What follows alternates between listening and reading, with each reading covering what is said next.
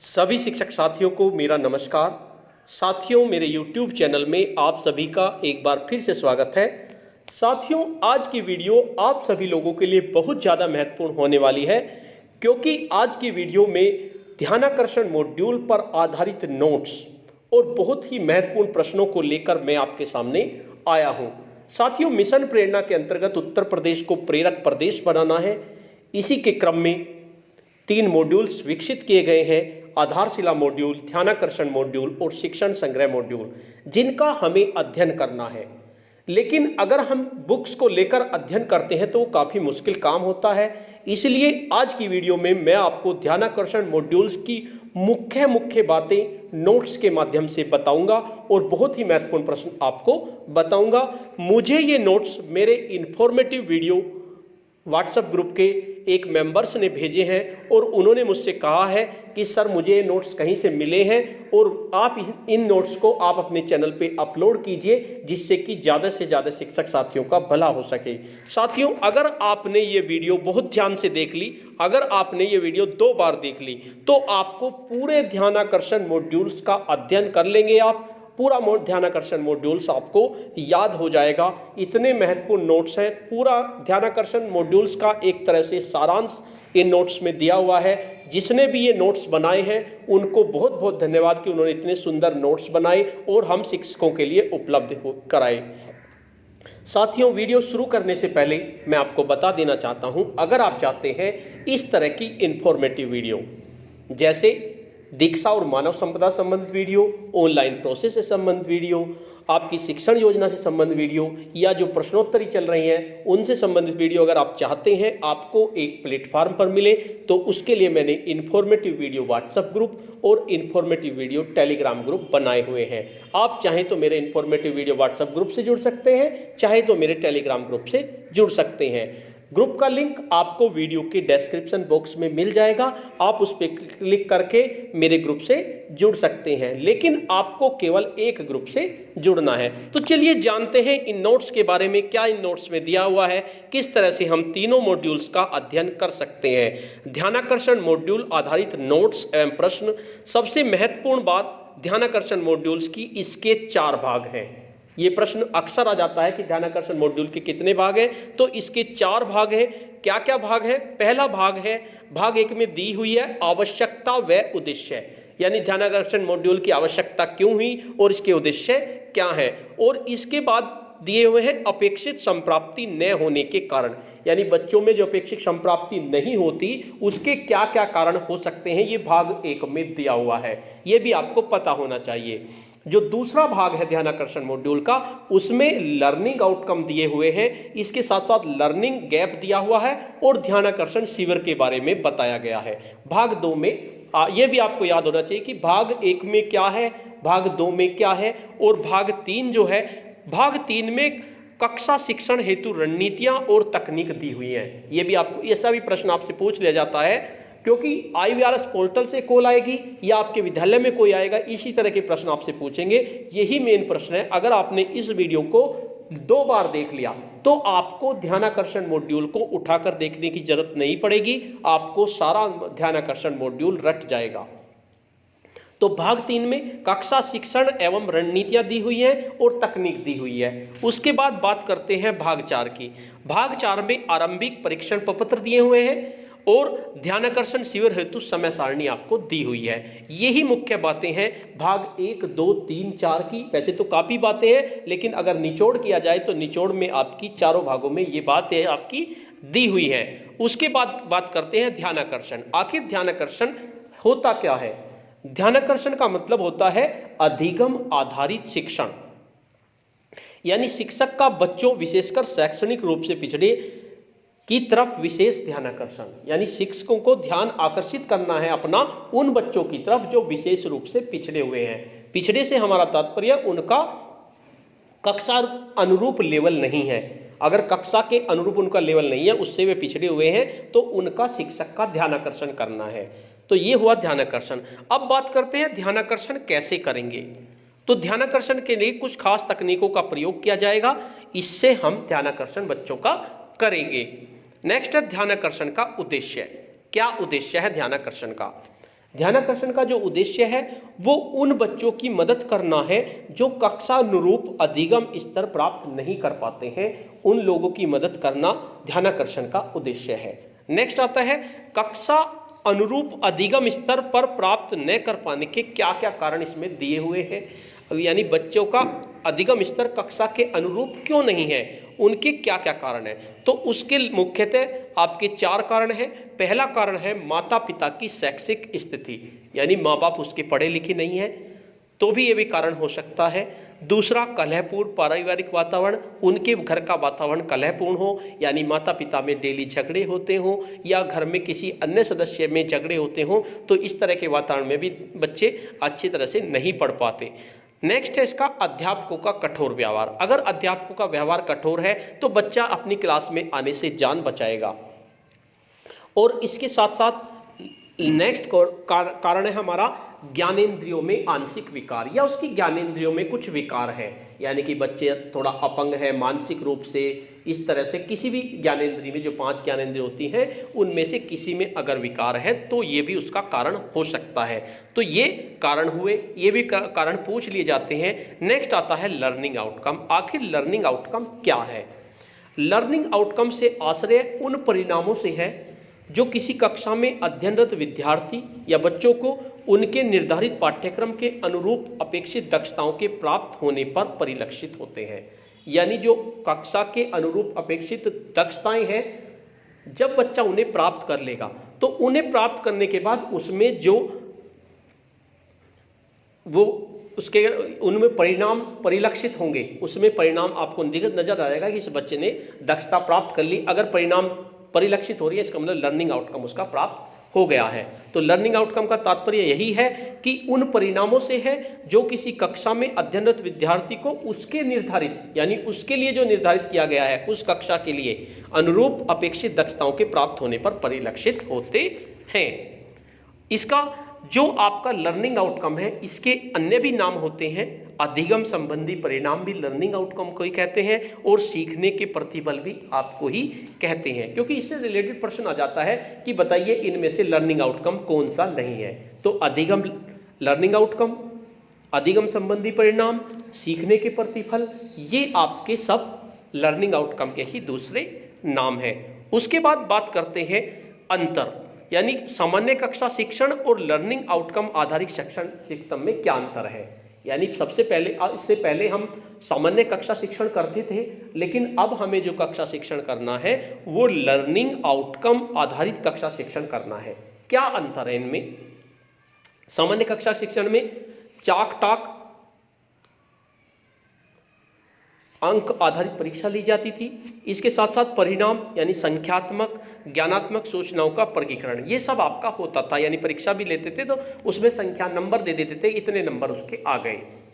ज्ञानात्मक सूचनाओं का वर्गीकरण हो जाता था कि इसमें ये ज्ञान प्राप्त कर लिया है।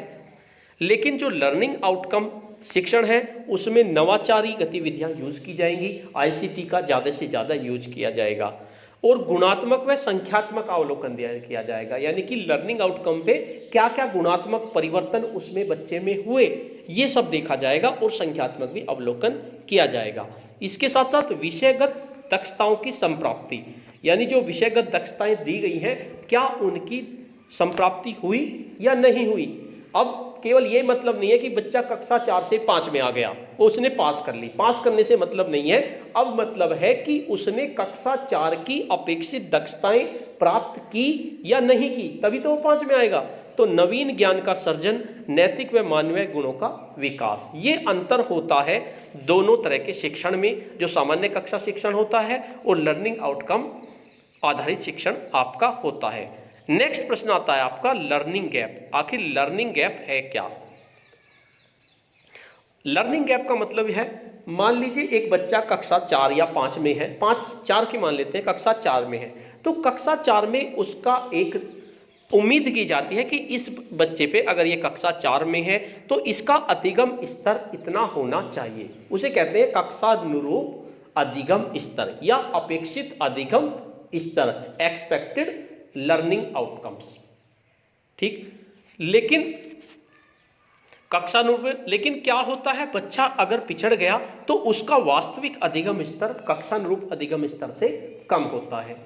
तो जो दोनों के बीच में अंतर आया, यानी कक्षानुरूप अधिगम स्तर और वास्तविक अधिगम स्तर के बीच में जो अंतर आया, उसको हम लर्निंग गैप का नाम देंगे। और इस लर्निंग गैप को ही भरना है, इस लर्निंग गैप के आधार पर ही हमें ध्यानाकर्षण करना है। अब बात आती है बच्चों का चिन्हांकन। सबसे पहले जब ध्यानाकर्षण शिविर आप चलाएंगे, उसमें सबसे पहले बच्चों का चिन्हांकन करना पड़ेगा। कब, कैसे और किस प्रकार, ये सब ध्यानाकर्षण मॉड्यूल में दिया हुआ है। कब करेंगे, शैक्षिक सत्र के प्रारंभ में। ये भी प्रश्न आ जाता है कि कब करना है, तो शैक्षिक सत्र के प्रारंभ में। कैसे करेंगे, आरंभिक परीक्षण के माध्यम से, यानी आप आरंभिक परीक्षण करेंगे, एक प्रारंभिक प्रपत्र बनाएंगे, उसके माध्यम से अब करेंगे। किस प्रकार, उसके बाद आकलन प्रपत्र द्वारा आकलन करेंगे, तो आकलन प्रपत्र द्वारा होगा। तो ये बच्चों का चिन्हांकन हुआ। उसके बाद आता है प्रश्नों का वर्गीकरण। कैसे कैसे प्रश्न आपको देने हैं, तो आपको 4 तरह के प्रश्न देने होंगे। ज्ञानात्मक जो आपको 20% देने हैं, बोधात्मक आपको 50% देने हैं, अनुप्रयोगात्मक वे भी आपको 20% देने हैं, और तर्कात्मक ये भी आपको 10% देने हैं। जो आप आकलन प्रपत्र बनेंगे उसमें प्रश्नों का वर्गीकरण ये है। ज्ञानात्मक 20%, बोधात्मक 50%, अनुप्रयोगात्मक 20% और तर्कात्मक 10%। अब बात करते हैं, अगर कक्षा आप प्राइमरी कक्षा का 3 से 5 तक की कक्षाओं का आकलन प्रपत्र बना रहे हैं, तो उसमें आप 15 प्रश्न देंगे और प्रत्येक प्रश्न 3 अंक का होगा, यानी 45 अंक की वो परीक्षा होगी। और 45 अंक की परीक्षा में 10 प्रश्न आप वस्तुनिष्ठ देंगे और 5 प्रश्न आप आत्मनिष्ठ देंगे। इसी तरह से अगर आप जूनियर हाई स्कूल की बना रहे हैं 6, 7, 8 की, उसमें आप 25 प्रश्न देंगे और 25 प्रश्नों में 3-3 अंकों के होंगे, तो 75 अंक की आपकी परीक्षा होगी। उसका भी यही होगा, 25 में से 20 वे और 5 वे। 20 आपके ऑब्जेक्टिव टाइप और 10 आपके नहीं 5 आपके सब्जेक्टिव टाइप। तो इस तरह से आप प्रश्नों को देंगे। उसके बाद आता है आरंभिक परीक्षण प्रक्रिया। आरंभिक परीक्षण प्रक्रिया में क्या करेंगे, परीक्षण पत्र स्वयं बनाएं। आरंभिक परीक्षण से पूर्व आपको क्या क्या करना है, एक तो परीक्षण पत्र आपको स्वयं बनाना है, यानी कि अध्यापकों को बनाना है। कोई एआरपी आपको बना के नहीं देगा, आप अपने आप बनाने हैं।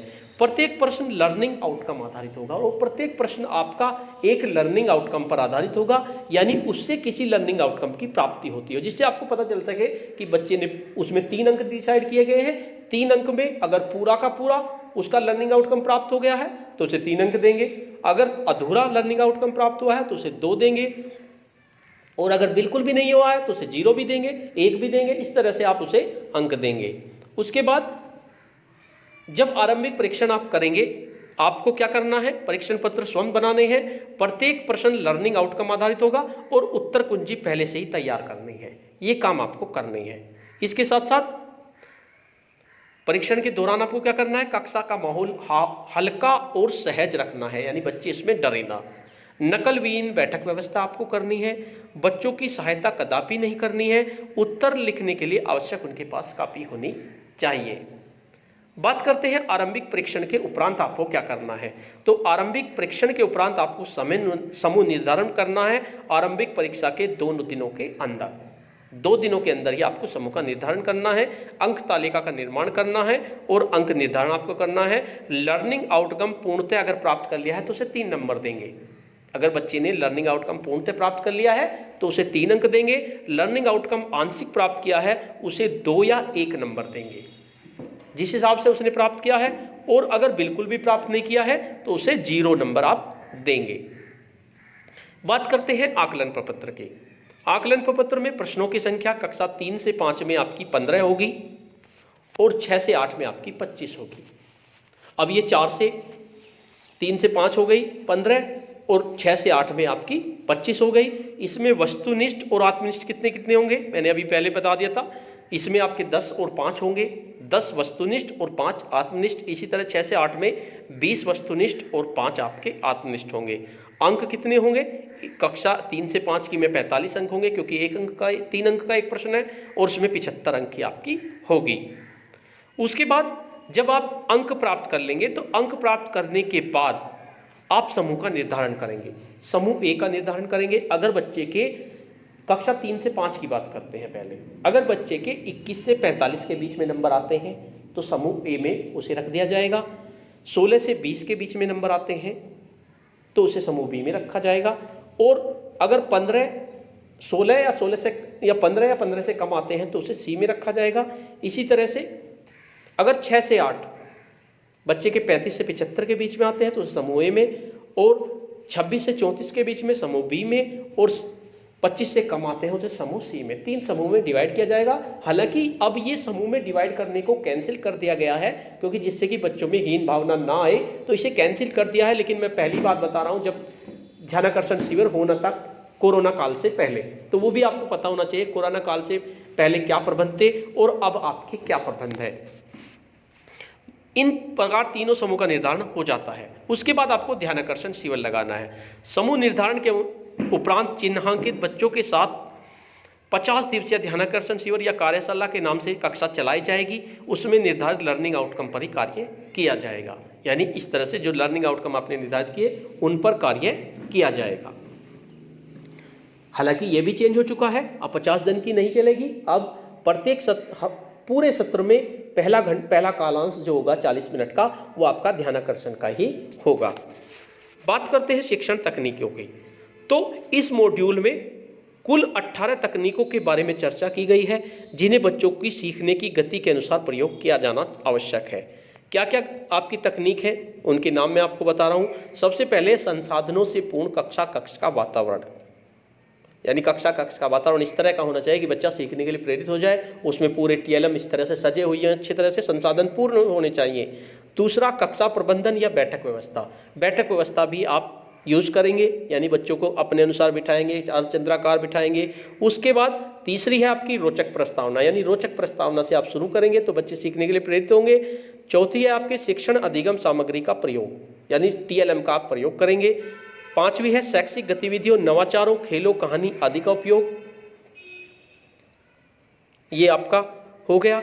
उसके बाद ये दोबारा आ गया पेज, दोबारा देख लीजिए। छठी है आपकी प्रश्न पूछना। सातवीं है आपकी सीखने के लिए बातचीत। आठवीं आपकी तकनीक है बच्चों के लिए कार्यपत्रक यानी वर्कशीट। नेक्स्ट है आपकी सभी को शामिल करना, इन्वॉल्विंग ऑल। उसके बाद है आपकी समूह कार्य यानी ग्रुप वर्क। उसके बाद है परिवेश संसाधनों का उपयोग। नेक्स्ट है आपकी जोड़ी में कार्य। फिर है आपकी अभ्यास के अवसर देना। फिर है आपकी अर्जित ज्ञान की पुनरावृत्ति। और फिर है सकारात्मक प्रतिपुष्टि देना, यानी आप सकारात्मक प्रतिपुष्टि देंगे। दो तरह की सकारात्मक प्रतिपुष्टि होती है आपकी, एक तो आपकी औपचारिक और एक आपकी अनौपचारिक। औपचारिक में आप बच्चों को मार्क्स दे देंगे और अनौपचारिक में आप मुस्कुराहट दे देंगे, थपथपाहट दे देंगे। उसके बाद शैक्षिक भ्रमण, यदि आप चाहते हैं कि उन्हें बिल्कुल रियल अनुभव हो और उसे वे पुस्तक ज्ञान से जोड़ें तो उन्हें शैक्षिक भ्रमण कराना पड़ेगा। और नेक्स्ट है आपकी सरल से कठिन की ओर, और सबसे लास्ट है आपकी प्रोजेक्ट कार्य। तो इस तरह से ये आपकी 18 शिक्षण तकनीक ध्यानाकर्षण मॉड्यूल में दी गई है। एक आदर्श कक्षा में बच्चे केंद्रीय भूमिका में होने चाहिए, न कि शिक्षक। ये भी आपको याद रखना है, जो आदर्श शिक्षक कक्षा होगी उसमें बच्चे केंद्रीय भूमिका में होने चाहिए, ना कि शिक्षक। अब बात करते हैं कक्षा में शिक्षक की क्रियाशीलता कितनी होनी चाहिए। तो कक्षा में शिक्षक की क्रियाशीलता 5 से 10% होनी चाहिए, यानी 5 मिनट शिक्षक बात करेंगे सबसे पहले प्रस्तावना के लिए। उसके बाद कक्षा में बच्चों की क्रियाशीलता कितनी होनी चाहिए, 75 से 80%, यानी कि लगभग 30 मिनट। और बच्चों के साथ शिक्षक की प्रतिक्रिया कितनी होनी चाहिए, 5 से 10%, यानी कि 5 मिनट। तो इस तरह से ये क्रियाशीलता के बारे में भी प्रश्न आ जाता है कि बच्चे की क्रियाशीलता कितनी होनी चाहिए, तो 75 से 80 है। शिक्षक की कितनी होनी चाहिए, 5 से 10 है। और बच्चों के साथ शिक्षक की कितनी है, तो फिर वही 5 से 10 है। यानी कि आपकी 40 मिनट के पीरियड में 5 मिनट शिक्षक अपने आप बात करेंगे, 30 मिनट बच्चों के साथ बात करेंगे, और उसके बाद 5 मिनट इस तरह से बात करेंगे। तो साथियों, इस तरह से ये आपके ध्यानाकर्षण मॉड्यूल्स की पूरी डिटेल्स मैंने आपको बता दी है। उम्मीद है आपको लगभग सारा ध्यानाकर्षण मॉड्यूल इन 20 मिनट में कंप्लीट हो गया होगा। अगर आपको ये वीडियो अच्छी लगी तो इस वीडियो को लाइक कीजिए, शेयर कीजिए और वीडियो पे कमेंट्स कीजिए। और अगर आपके पास भी इस तरह की कोई सामग्री है तो आप मुझे भेजिए, मैं उसको अपने चैनल पे अपलोड करूंगा, जिससे कि ज़्यादा से ज़्यादा शिक्षक साथियों को इसका फायदा हो सके। तो साथियों, अगर आपको ये वीडियो अच्छी लगी तो इस वीडियो को लाइक कीजिए, शेयर कीजिए और वीडियो पे कमेंट्स कीजिए। और अगर आप मेरे चैनल पे नए हैं, पहली बार चैनल को विजिट कर रहे हैं, तो चैनल को सब्सक्राइब कर लीजिए तथा इसके साथ साथ बेल के आइकन को प्रेस कर दीजिए, जिससे कि आपको नेक्स्ट वीडियो का नोटिफिकेशन मिल सके। धन्यवाद।